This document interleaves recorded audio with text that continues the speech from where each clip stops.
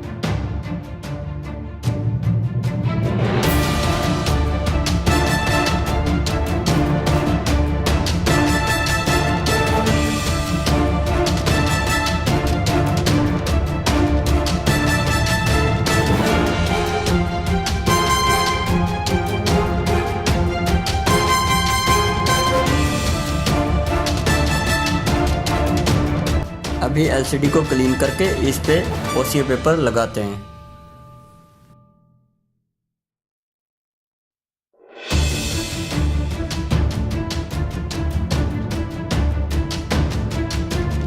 OCA paper लगाने के बाद एलसीडी को इसके फ्रेम में फिट करके इस पर टच को पेस्ट करते हैं और इसको ओसीए मशीन में प्रेसिंग के लिए रखते हैं।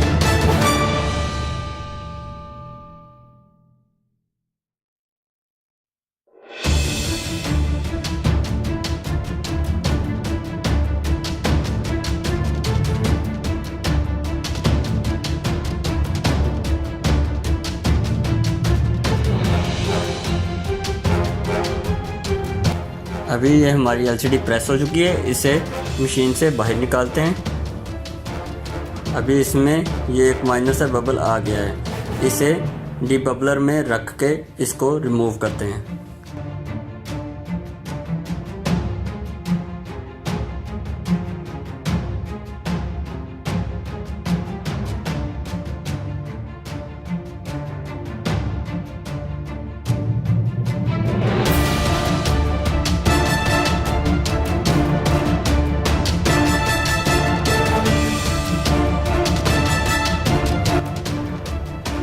अभी हम एलसीडी को डीबबलर से बाहर निकालते हैं। ये आप देख रहे हैं कि इसमें अभी कोई बबल नहीं है, ये बिल्कुल ओके हो चुकी है। अभी इसे हम फ्रेम में फिट कर देते हैं।